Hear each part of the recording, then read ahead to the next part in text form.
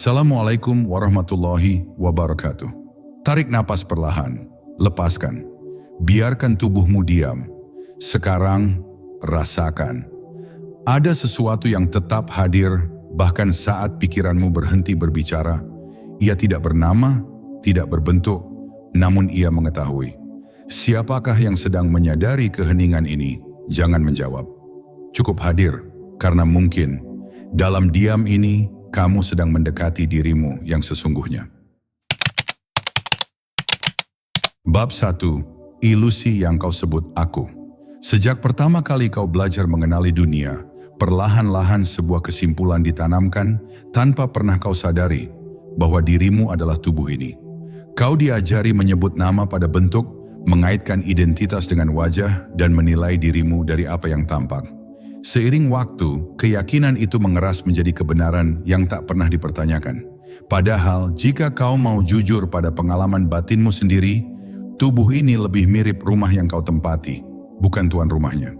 Ia berubah, ia lelah, ia sakit, dan suatu hari akan ditinggalkan. Namun ada sesuatu dalam dirimu yang menyaksikan semua perubahan itu dengan tenang, seolah ia berdiri di balik layar kehidupan. Perhatikan sejenak perjalanan hidupmu. Tubuh yang kau miliki hari ini bukanlah tubuh yang sama ketika kau kecil. Hampir seluruh bagiannya telah berganti, namun perasaan aku tetap terasa utuh.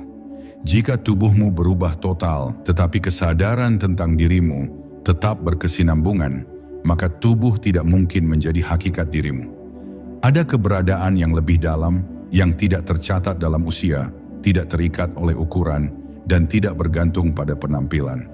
Keberadaan inilah yang sejak awal menyaksikan dunia melalui matamu, namun jarang sekali kau beri perhatian. Masalahnya bukan karena hakikat itu tersembunyi, melainkan karena perhatianmu selalu diarahkan keluar. Dunia mengajarkanmu untuk sibuk memperbaiki yang tampak, menguatkan yang terlihat, dan mempertahankan yang bisa dipuji. Akibatnya, perhatianmu menjauh dari pusat dirimu sendiri. Kau menjadi asing terhadap kesadaran yang sebenarnya paling dekat. Seperti seseorang yang berkeliling mencari cahaya, padahal ia berdiri tepat di bawah matahari. Dalam kesibukan ini, manusia lupa bahwa yang paling berharga seringkali adalah yang paling sunyi. Dalam jalan makrifat, pertanyaan pertama bukanlah apa yang harus aku lakukan, melainkan siapa yang sedang melakukan. Pertanyaan ini lembut namun mengguncang. Ia tidak memaksa tetapi mengajak. Ketika pertanyaan ini benar-benar kau biarkan hidup di dalam hatimu, banyak kepastian palsu mulai goyah. Kau mulai menyadari bahwa selama ini kau hidup dari lapisan terluar dirimu, sementara kedalamanmu sendiri jarang disentuh. Bukan karena kau tidak mampu, tetapi karena kau tidak pernah diajak berhenti dan mendengar. Hakikat diri tidak berteriak, ia berbisik. Ia tidak memaksa, ia menunggu. Dan ketika suatu hari kau berani mengalihkan perhatian dari tubuh, pikiran, dan peran-peran duniawi, lalu bertanya dengan jujur dari ruang terdalam hatimu, disitulah tirai pertama mulai tersingkap. Kau mungkin belum menemukan jawaban, tetapi kegelisahan lama perlahan berubah menjadi kesadaran yang hening. Sebab pada saat itu, kau tidak lagi sibuk membuktikan siapa dirimu, melainkan mulai merasakan bahwa dirimu jauh lebih luas daripada yang selama ini kau bayangkan. Bab 2. Tubuh adalah titipan, bukan identitas. Ketika kau mulai menyadari bahwa dirimu bukan sekadar bentuk yang terlihat, satu pemahaman lain perlahan muncul dengan sendirinya. Tubuh ini bukan milikmu sepenuhnya. Ia hadir tanpa kau minta, tumbuh tanpa kau atur, dan suatu hari akan pergi tanpa meminta izinmu. Kau bisa menjaganya, merawatnya, bahkan mencintainya, namun kau tidak pernah benar-benar berkuasa atasnya. Tubuh bisa melemah saat kau ingin kuat, bisa sakit saat kau ingin beribadah dengan sempurna, dan bisa berhenti saat kau masih merasa belum selesai. Jika sesuatu tidak tunduk sepenuhnya pada kehendakmu, maka ia bukanlah dirimu, melainkan amanah yang dititipkan sementara. Dalam kebijaksanaan ruhani, tubuh dipandang sebagai kendaraan, bukan tujuan. Ia adalah alat agar kesadaran bisa belajar, beramal, dan mengenal Tuhannya di alam ini. Tanpa tubuh, engkau tidak bisa sujud, tidak bisa menolong, tidak bisa merasakan getir dan manis kehidupan. Namun kendaraan tidak pernah menjadi pengemudi. Ia penting tetapi bukan yang utama. Kesalahan manusia adalah ketika ia merawat kendaraan dengan berlebihan, namun lupa kemana seharusnya perjalanan ini menuju. Akibatnya, hidup dihabiskan untuk memoles yang fana, sementara yang abadi dibiarkan lapar. Jika kau perhatikan dengan jujur, rasa lelah yang paling dalam bukan berasal dari tubuh, melainkan dari keterikatan. Tubuh bisa beristirahat dan pulih, tetapi keterikatan pada identitas jasmani membuat batin terus tegang. Takut kehilangan kecantikan, takut usia bertambah, takut tidak lagi diakui. Ketakutan-ketakutan ini tidak muncul dari ruh, melainkan dari kesalahan memahami diri. Ruh tidak membutuhkan pengakuan karena ia ada bahkan sebelum dunia mengenal namamu. Yang membutuhkan pengakuan hanyalah bayangan diri yang kau bangun di hadapan manusia. Islam mengajarkan keseimbangan yang halus. Tubuh tidak diabaikan, tetapi juga tidak dituhankan. Ia dirawat karena amanah, dijaga karena tanggung jawab, dan digunakan untuk ketaatan. Ketika tubuh ditempatkan pada posisi yang benar, ia menjadi sahabat yang setia. Namun ketika ia dijadikan pusat identitas, ia berubah menjadi sumber kegelisahan. Pada titik ini, ibadah menjadi berat, usia menjadi ancaman, dan kematian menjadi momok. Padahal semua itu hanya menjadi menakutkan karena kau menyangka dirimu akan ikut lenyap bersamanya. Maka pelajaran bab ini bukan untuk membenci tubuh, melainkan untuk membebaskan dirimu darinya. Bebas bukan berarti meninggalkan, tetapi tidak lagi terikat. Kau tetap merawatnya, namun tidak menggantungkan makna hidup padanya. Kau menggunakan tubuh untuk berjalan menuju Allah, bukan untuk membangun istana ego di dunia. Dan ketika kesadaran ini tumbuh, sesuatu yang lembut namun kuat mulai hadir dalam batinmu. Ketenangan. Ketenangan karena kau tahu, apapun yang terjadi pada tubuh ini, hakikat dirimu tetap berada dalam penjagaan yang maha hidup. Bab 3, siapakah yang menyaksikan pikiranmu? Cobalah diam sejenak, bukan dengan tubuhmu, tetapi dengan perhatianmu. Perhatikan bagaimana pikiran muncul tanpa kau undang dan pergi tanpa pamit. Kadang ia datang sebagai kenangan, kadang sebagai kekhawatiran, kadang sebagai harapan yang belum tentu terjadi. Jika kau amati dengan jujur, pikiran itu seperti awan yang berlalu di langit.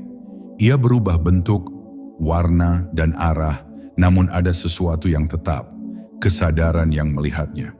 Disinilah sebuah pertanyaan lembut muncul, pertanyaan yang jarang diajukan, karena jawabannya dapat mengguncang fondasi identitas lama.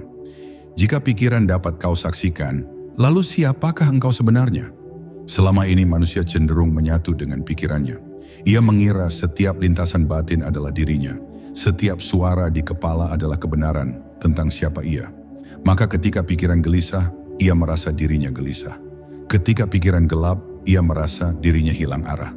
Padahal kegelisahan itu adalah objek yang disadari, bukan subjek yang menyadari. Seperti seseorang yang menonton arus sungai dan menyangka dirinya adalah arus itu, hingga ia lupa bahwa dirinya berdiri di tepi. Kesalahan ini membuat hidup terasa melelahkan, karena ia terus berenang di arus yang tak pernah diam. Dalam jalan makrifat, ada satu peralihan halus namun menentukan, yaitu berpindah dari menjadi pikiran menuju menjadi penyaksi pikiran. Ini bukan latihan keras, melainkan kesadaran yang jujur. Ketika kau mulai melihat pikiran tanpa menilainya, tanpa mengikutinya, perlahan kau merasakan jarak yang menenangkan. Di jarak inilah roh mulai bernafas. Bukan karena pikiran berhenti sepenuhnya, tetapi karena kau tidak lagi tenggelam di dalamnya. Kau hadir sebagai kesadaran yang tenang, sementara pikiran berjalan sebagaimana mestinya. Kesadaran ini dalam Islam sangat dekat dengan makna qalb yang hidup. Qalb bukan sekadar pusat emosi, melainkan tempat kesadaran ruhani. Ketika qalb tertutup, manusia hidup di permukaan, dikendalikan oleh reaksi dan dorongan. Namun ketika qalb terbuka, ia mulai melihat dengan cahaya yang berbeda. Ia tidak lagi mudah terseret oleh lintasan batin, karena ia mengenali bahwa lintasan itu bukan dirinya.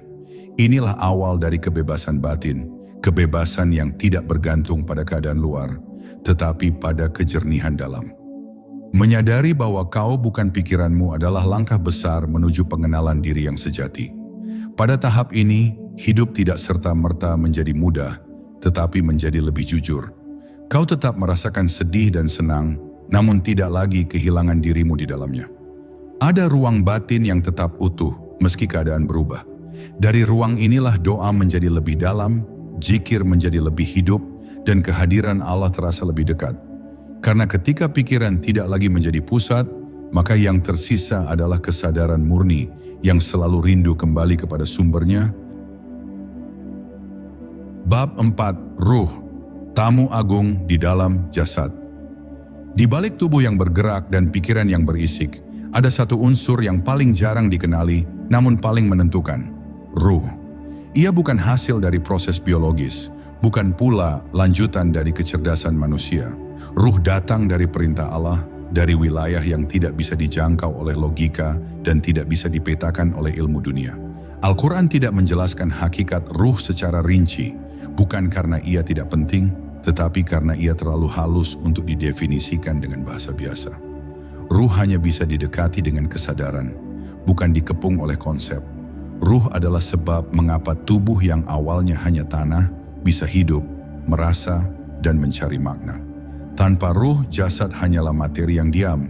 Namun anehnya, ketika ruh telah ditiupkan, perhatian manusia justru tersedot pada jasad dan melupakan tamu agung yang menghidupkannya. Ruh tidak menuntut apa-apa dari dunia. Ia tidak lapar akan pujian, tidak haus akan kepemilikan. Yang ia rindukan hanyalah asalnya, tempat ia kembali. Kegelisahan terdalam manusia seringkali bukan karena kekurangan materi, melainkan karena ruh yang terasing dari sumbernya. Ruh tidak berbicara dengan suara keras. Ia berkomunikasi melalui rasa, melalui kegelisahan yang tak bisa dijelaskan, melalui kerinduan yang tidak memiliki objek duniawi. Ketika hidup terasa penuh namun tetap kosong, itu bukan tanda kurangnya pencapaian, melainkan sinyal dari ruh yang meminta diperhatikan. Sayangnya banyak orang justru menenggelamkan suara itu dengan kesibukan, hiburan, dan ambisi. Bukan karena mereka jahat, tetapi karena mereka tidak tahu bahwa yang mereka cari tidak berada di luar diri. Dalam pengalaman ruhani, ruh diibaratkan cahaya yang tertutup lapisan-lapisan kegelapan. Lapisan itu bukan dosa besar semata, tetapi kelalaian yang terus-menerus. Ketika hati jarang berzikir, ketika hidup hanya diukur dengan dunia, cahaya ruh tidak hilang, tetapi terhalang. Ibadah yang dilakukan dengan kesadaran bukan sekadar kewajiban, melainkan cara membersihkan penghalang itu. Setiap sujud yang jujur, setiap doa yang lahir dari keheningan adalah sapuan lembut yang membuka kembali jalan cahaya. Ketika seseorang mulai mengenali ruhnya, hidupnya tidak menjadi asing dari dunia, tetapi tidak lagi diperbudak olehnya. Ia tetap bekerja, berkeluarga, dan berinteraksi, namun pusat hidupnya bergeser. Ada kedalaman yang tenang di balik aktivitas. Ada rasa diawasi yang lembut, bukan menekan. Pada titik ini, iman tidak lagi hanya diyakini, tetapi dirasakan. Dan ketika ruh kembali diingat, manusia tidak lagi bertanya berlebihan tentang makna hidup. Karena hidup itu sendiri mulai berbicara dengan bahasa yang hanya bisa dipahami oleh hati yang terjaga. Bab 5. Aku yang sejati tidak takut kematian. Ketakutan terhadap kematian adalah salah satu getaran terdalam yang hidup di hati manusia, seringkali tersembunyi di balik kesibukan dan tawa. Banyak orang tidak menyebutnya, tetapi hampir semua merasakannya. Namun jarang disadari bahwa rasa takut itu tidak muncul karena kematian itu sendiri, melainkan karena kesalahan dalam mengenali diri. Yang gemetar menghadapi kematian bukanlah hakikat diri, melainkan identitas palsu yang selama ini dibangun dari tubuh, peran, dan cerita dunia. Ketika seseorang menyangka dirinya adalah apa yang akan hancur, maka kehancuran itu terasa mutlak dan menakutkan. Hakikat diri tidak pernah lahir dalam arti biologis, maka ia tidak mati dalam arti duniawi. Ia hanya berpindah dari satu keadaan ke keadaan lain, dari satu tabir ke tabir berikutnya. Kematian hanyalah akhir dari fungsi tubuh, bukan akhir dari keberadaan. Seperti seseorang yang melepas pakaian usang setelah perjalanan panjang, bukan untuk lenyap, tetapi untuk memasuki ruang yang lebih sesuai dengan hakikatnya. Namun bagi mereka yang terlalu melekat pada pakaian itu, pelepasan terasa seperti kehilangan segalanya. Dalam pandangan makrifat, kematian adalah momen kejujuran total. Tidak ada lagi topeng, tidak ada lagi pembenaran. Yang tersisa hanyalah siapa dirimu sebenarnya, tanpa hiasan dunia. Inilah sebabnya orang-orang yang mengenal dirinya justru menyambut kematian dengan ketenangan. Bukan karena mereka tidak mencintai kehidupan, tetapi karena mereka tidak menggantungkan makna hidup pada sesuatu yang sementara. Mereka hidup sepenuhnya, namun tidak melekat. Mereka berjalan di dunia, tetapi hati mereka tidak tertinggal di dalamnya. Ketakutan terhadap kematian perlahan mencair ketika seseorang mulai merasakan bahwa dirinya lebih luas dari tubuh dan pikiran. Ada kesadaran yang tetap hadir bahkan ketika semua berubah. Dari kesadaran inilah muncul keyakinan yang tidak dibuat-buat, keyakinan yang lahir dari pengalaman batin, bukan sekadar doktrin. Keyakinan bahwa Yang Maha Hidup tidak mungkin menciptakan sesuatu untuk dimusnahkan tanpa makna. Bahwa perjumpaan dengannya bukanlah kehancuran, melainkan kepulangan. Ketika pemahaman ini mulai berakar, hidup di dunia berubah kualitasnya. Waktu menjadi lebih berharga bukan karena takut habis, tetapi karena setiap detik adalah kesempatan untuk menyempurnakan kesadaran. Amal tidak lagi dilakukan karena cemas, melainkan karena cinta dan tanggung jawab. Dan kematian tidak lagi dibicarakan dengan nada gelap, tetapi dengan keheningan yang penuh hormat. Karena pada akhirnya, yang mengenal dirinya akan memahami satu hal sederhana namun dalam. Yang mati hanyalah apa yang bukan dirinya, sementara yang sejati tetap berada dalam penjagaan Allah. Sebelum hidup, selama hidup, dan setelah dunia ditinggalkan. Bab 6. Tauhid, kembali ke satu pusat kesadaran. Tauhid seringkali dipahami sebatas pengakuan lisan bahwa Allah Maha Esa. Padahal dalam kedalaman maknanya, tauhid adalah penyatuan kembali kesadaran yang tercerai-berai. Selama ini, batin manusia terpecah ke banyak arah, sebagian tertambat pada dunia, sebagian terikat pada penilaian manusia, sebagian lagi terperangkap dalam keinginan diri. Dalam keterpecahan ini, hati menjadi lelah tanpa sebab yang jelas. Tauhid datang bukan sekadar untuk menambah keyakinan, tetapi untuk mengembalikan pusat hidup kepada satu arah, satu tujuan, satu sandaran. Ketika pusat itu kembali lurus, jiwa mulai menemukan ketenangan yang selama ini dicari kemana-mana. Seseorang yang belum mengenal hakikat tauhid akan menggantungkan rasa aman pada banyak hal. Pada harta, pada kesehatan, pada hubungan, pada rencana masa depan. Semua itu terasa wajar, namun di baliknya tersimpan kegelisahan yang halus. Karena apapun yang dijadikan sandaran selain Allah, selalu membawa ancaman kehilangan. Tauhid memotong ketergantungan yang melelahkan ini bukan dengan menjauhkan manusia dari dunia, tetapi dengan menempatkan dunia pada posisinya yang benar. Dunia menjadi ladang, bukan tujuan. Sarana, bukan sumber makna. Dalam kesadaran tauhid, seseorang mulai menyadari bahwa tidak ada satupun daya yang benar-benar berdiri sendiri. Nafas yang keluar masuk bukan hasil kekuatan diri. Kesadaran yang hadir bukan milik pribadi. Bahkan keinginan untuk mendekat kepada Allah pun adalah karunia, bukan prestasi. Pemahaman ini tidak melemahkan, justru membebaskan. Karena ketika seseorang berhenti mengklaim kekuatan, ia berhenti menanggung beban yang bukan miliknya. Ia bekerja, berusaha, dan beramal, tetapi hatinya tidak lagi dipenuhi kecemasan akan hasil. Tauhid yang hidup melahirkan kerendahan hati yang alami. Bukan rendah diri, tetapi kesadaran bahwa segala sesuatu berada dalam genggamannya. Dalam kondisi ini, ibadah tidak lagi terasa sebagai kewajiban yang berat, melainkan sebagai pengembalian diri ke pusat. Salat menjadi momen penataan ulang kesadaran. Zikir menjadi cara mengingat arah ketika pikiran mulai melenceng. Doa bukan lagi daftar permintaan, tetapi pengakuan akan ketergantungan yang penuh kepercayaan.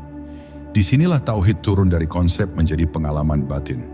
Ketika tauhid benar-benar berakar, hidup menjadi lebih sederhana namun lebih dalam. Banyak hal yang dulu dianggap penting, perlahan kehilangan daya cengkeramnya. Bukan karena seseorang menjadi acuh, tetapi karena hatinya telah menemukan sandaran yang tidak goyah. Dalam keadaan ini, suka dan duka tetap datang, tetapi tidak lagi mengguncang pusat batin. Ada rasa dijaga yang tenang, rasa diarahkan yang lembut.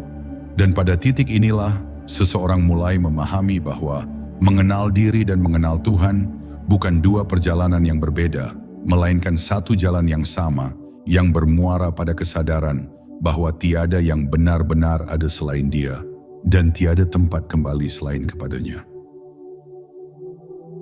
Bab 7. Ego, penjaga ilusi paling halus. Ego tidak muncul sebagai musuh yang kasar, ia hadir sebagai penjaga yang tampak melindungi. Ia membisikkan rasa aman lewat identitas, memberi rasa bernilai lewat perbandingan, dan menenangkan lewat pengakuan.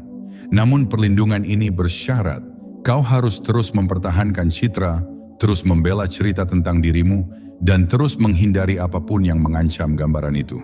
Disinilah kelelahan batin berakar. Bukan karena hidup terlalu berat, melainkan karena ego menuntut penjagaan tanpa henti atas sesuatu yang rapuh. Setiap kritik terasa seperti ancaman, setiap kegagalan seperti penghapusan diri. Ego hidup dari ilusi keterpisahan.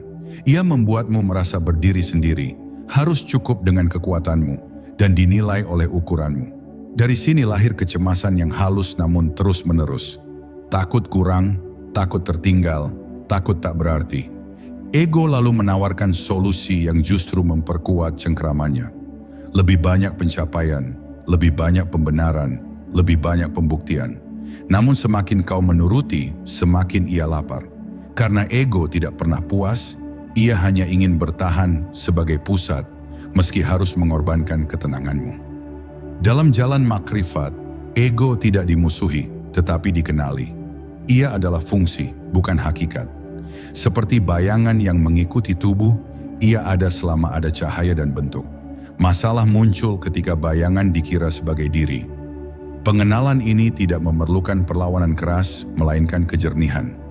Saat kau melihat dorongan untuk dipuji, keinginan untuk menang, atau kebutuhan untuk selalu benar, lihatlah itu sebagai gerak ego, bukan sebagai perintah yang harus ditaati.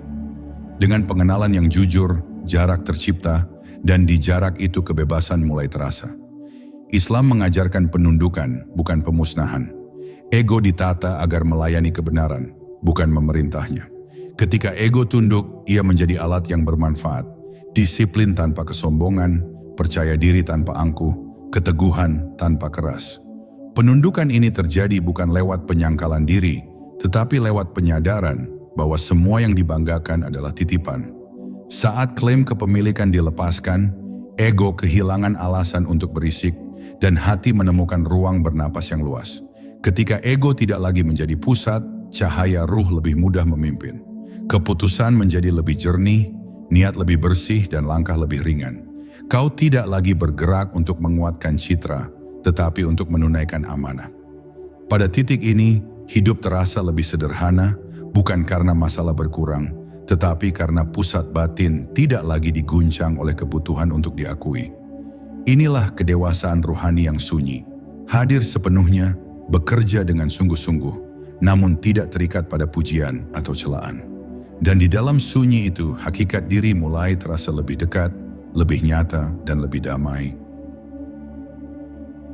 Bab 8. Diam adalah pintu menuju kedalaman. Dalam dunia yang terus berbicara, diam sering disalahpahami sebagai kekosongan. Padahal bagi jiwa, diam adalah ruang tempat kebenaran bernafas. Bukan diam karena tidak tahu, tetapi diam karena sedang mendengar pada tingkat yang lebih halus. Ketika suara luar mereda, suara batin yang selama ini tertutup mulai terdengar. Di sanalah kesadaran bekerja tanpa harus menjelaskan dirinya. Diam bukan pelarian dari hidup, melainkan cara paling jujur untuk berjumpa dengannya tanpa perantara. Manusia terbiasa mengisi setiap jeda dengan kata, pikiran, dan rencana. Kesunyian terasa asing, bahkan menakutkan, karena di sanalah topeng mulai retak. Namun justru di balik rasa tidak nyaman itu, ada pintu yang menunggu untuk dibuka. Ketika kau berani tinggal dalam diam, tanpa menilai, tanpa menuntut, perlahan gelombang batin melunak. Pikiran tidak lagi memimpin, tubuh tidak lagi mendesak, dan kesadaran mulai berdiri tegak dalam kejernihannya sendiri. Ini bukan keadaan yang diciptakan, melainkan diingat kembali. Dalam tradisi ruhani, diam adalah bahasa para pencari. Bukan karena mereka tidak memiliki jawaban, tetapi karena jawaban terdalam tidak bisa diucapkan. Diam menjadi wadah bagi kehadiran ilahi yang tidak bisa diperas ke dalam kata. Di saat seperti ini, zikir tidak selalu berupa lafaz, tetapi menjadi kesadaran yang terus terjaga. Nafas terasa sebagai amanah, detak jantung sebagai pengingat, dan keberadaan sebagai karunia yang tak perlu dijelaskan. Ketika diam menjadi sahabat, hidup mulai terasa lebih utuh. Reaksi berlebihan berkurang, keputusan lahir dari kedalaman, bukan dari dorongan sesaat. Kau tidak lagi tergesa menjawab karena kau belajar mendengar. Kau tidak lagi sibuk membela diri karena kau mengenali dirimu lebih dari sekadar cerita. Dalam keheningan ini, ruh menemukan ruang untuk menyatakan dirinya tanpa gangguan, dan hati belajar percaya pada kebijaksanaan yang tidak bersuara. Diam yang sejati bukanlah menjauh dari dunia, tetapi hadir sepenuhnya tanpa terpecah. Kau tetap berbicara ketika perlu, bertindak ketika harus, namun pusat batinmu berakar pada keheningan. Dari sini lahir ketenangan yang tidak tergantung situasi, dan di tengah dunia yang terus berubah, diam menjadi jangkar yang menahanmu tetap utuh. Sebab siapa yang mengenal diam akan mengenal dirinya, dan siapa yang mengenal dirinya akan mengenali Tuhannya dalam setiap tarikan nafas yang disadari. Bab 9. Mengenal diri adalah amanah. Ketika seseorang mulai menyentuh pengenalan diri yang lebih dalam, sering muncul godaan yang sangat halus, merasa telah sampai. Padahal dalam jalan ruhani, setiap kesadaran yang terbuka bukanlah garis akhir, melainkan tanggung jawab baru. Mengenal diri bukan hadiah untuk dibanggakan, tetapi amanah untuk dijaga.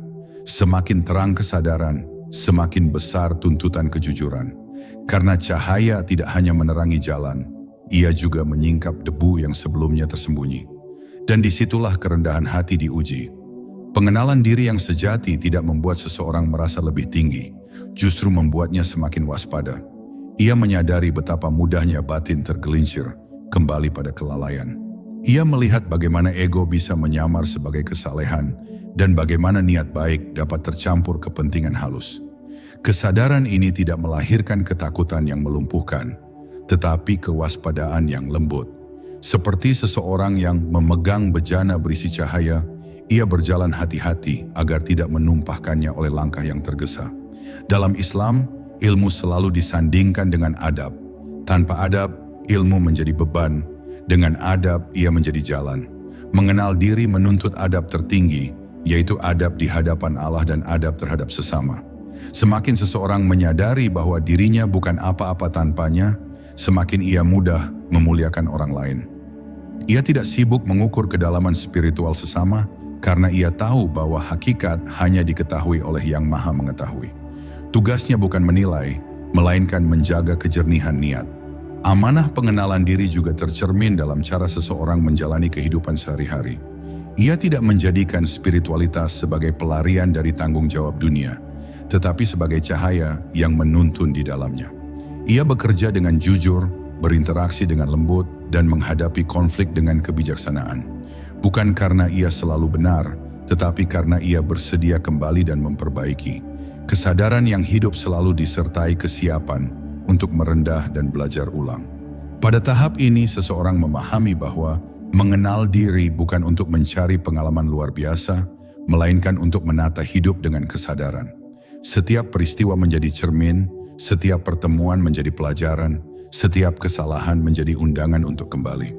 Amanah ini tidak berat bagi yang mencintainya, karena ia tahu bahwa jalan ini bukan tentang menjadi istimewa, melainkan tentang menjadi jujur. Dan kejujuran inilah yang perlahan menuntun hati untuk tetap lurus, meski jalan kehidupan berliku dan penuh ujian. Bab 10. Jika kau bukan tubuh ini, maka siapakah kau? Pertanyaan ini tidak menuntut jawaban cepat, karena ia bukan teka-teki akal, melainkan panggilan kesadaran. Ketika kau bertanya dengan sungguh-sungguh, sesuatu di dalam dirimu mulai melunak. Lapisan-lapisan identitas yang selama ini kau pegang perlahan kehilangan kepastian. Kau menyadari bahwa semua label, nama, peran, sejarah, datang dan pergi. Namun ada kehadiran yang tetap menyertai setiap perubahan itu.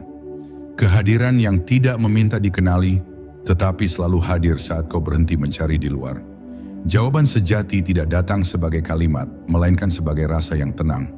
Ia hadir ketika pertanyaan berhenti dipaksa dan dibiarkan mengendap. Dalam keheningan itu, kau mulai merasakan dirimu sebagai kesadaran yang menyaksikan, bukan sebagai objek yang disaksikan. Bukan tubuh yang bergerak, bukan pikiran yang bergejolak, melainkan hadir yang mengetahui. Hadir yang tidak menuntut bentuk, tidak memerlukan pembenaran, dan tidak takut kehilangan apapun, karena ia tidak bergantung pada apapun. Di titik ini, makna aku berubah. Ia tidak lagi menunjuk pada kepemilikan, tetapi pada keterhubungan. Kau memahami bahwa keberadaanmu bukan berdiri sendiri, melainkan bersandar sepenuhnya pada Yang Maha Ada. Segala yang kau sebut dirimu ternyata adalah pancaran, bukan sumber. Pemahaman ini tidak menghapus kepribadianmu, tetapi menempatkannya dalam cahaya yang benar. Kau tetap menjadi dirimu, namun tidak lagi terpenjara oleh gambaran tentang dirimu. Kesadaran ini mengubah cara kau menjalani hidup.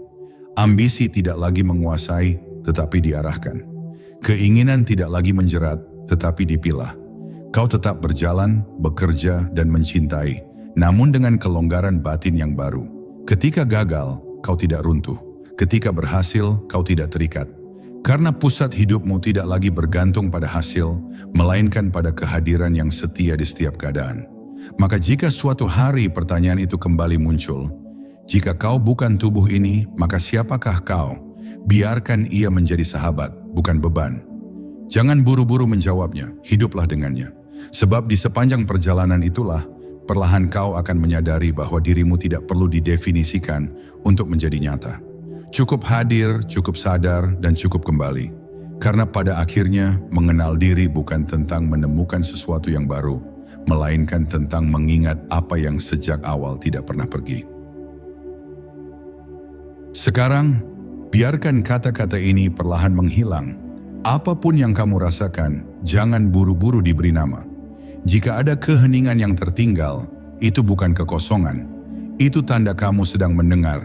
Ingatlah, tubuh ini akan berubah. Pikiran akan datang dan pergi. Namun yang menyadari semuanya tidak pernah pergi kemana-mana. Simpan kesadaran ini, bukan untuk dipahami, tetapi untuk dijalani. Karena mungkin malam ini kamu tidak menonton sebuah video, kamu sedang mengingat siapa dirimu sebenarnya.